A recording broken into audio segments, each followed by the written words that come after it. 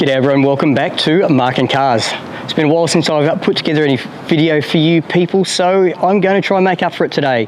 Today you find me at John Webb's car collection again, and it's been one of the most watched videos on the channel. You can be a link up here somewhere for it. If you haven't watched it before, better grab it because it shows all the cars, as of a couple of years ago actually. Today I thought I'd go through his Porsche collection. So we've got quite a range, as you can see. It's not all of them, they all didn't fit in frame. So we'll go through each of the cars one by one and have a closer look. G'day John, thank you very much for sharing your cars with us again. As you would know, the last video we did actually at this location, I think with all of your cars all lined up. It's been one of the most watched videos on the channel. Have you had much feedback about that one? Yeah, there's a few people have commented about that. That was 5 years ago now. Pretty well 5 years this month. Yeah. Yeah, so no, that was a great thing to actually remind me what sort of cars I got in my garage. What a privileged position.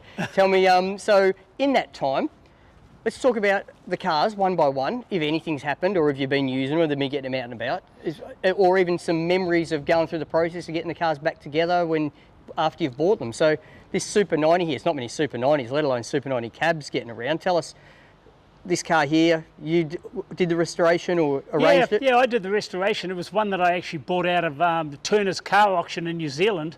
It was a guy that passed away that had a big collection of Volkswagens, and he had a couple of Porsches. So I was lucky enough to grab this particular car, bought it sight unseen, and when I got it home, I should have actually gone and looked at it, because if it was at that time a coupe, I probably wouldn't have taken it on because it wouldn't have had the value. But since it was a cabriolet, it was worth putting the time in to bring it back to what it is now. But it needed a total start again restoration because it originally came from the US, where the salt water had or the salted roads had taken their toll. But that's all gone, and it's all back to its original condition of when it was popping around the roads in Germany, being a German delivered car.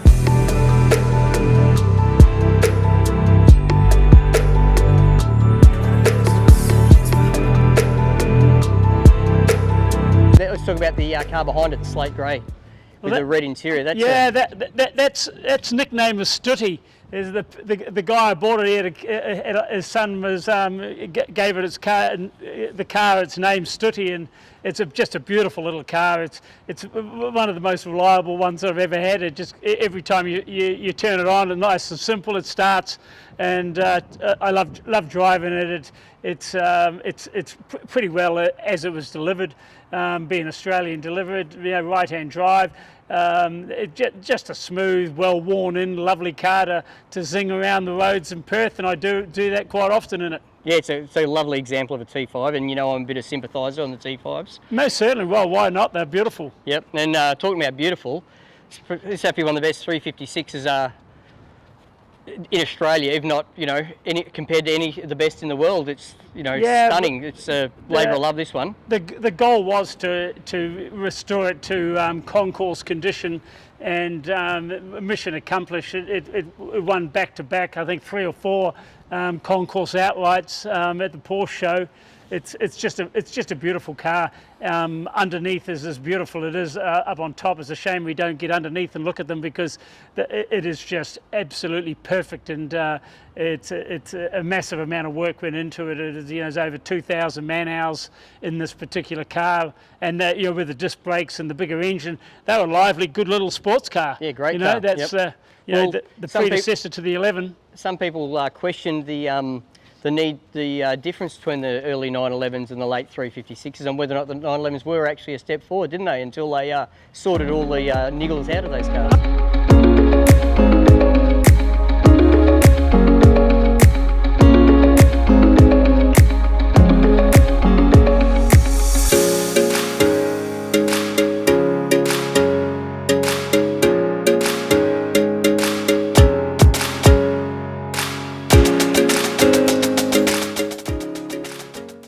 This one here, being one of the very early 1969, the first of the long wheelbase of that particular regime, and this one here is a Scottish delivered one, and it came it actually was bought out of New Zealand, and and I brought it back, and the same guy did the body restoration, and it's also a Concourse winning car, and it's quite a very, very unique car of that year. Is of some quite unique parts that are only applicable to that year. I guess that makes it a pain in the bottom to actually source those parts when you are doing this level of restoration on a car. Yeah, more of a challenge, that's for sure, especially trying to do it through COVID and alike. But you know, we managed to get everything we needed to get this car, you know, to the condition it is now, and an absolute, you know, beautiful car to drive and handle, and just lovely with the little 901 box they have in them. Yep.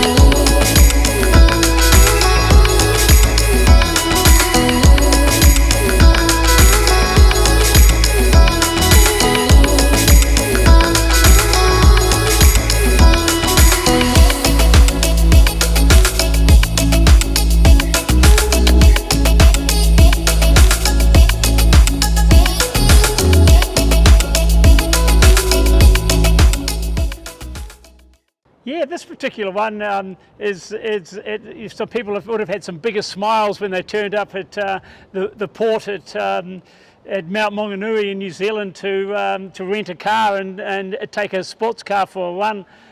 That's what this car was used for. Pretty well, you know, most of its short life in New Zealand before I brought it over to Australia, actually, to fill the container when I bought its sister car or brother car, the 69.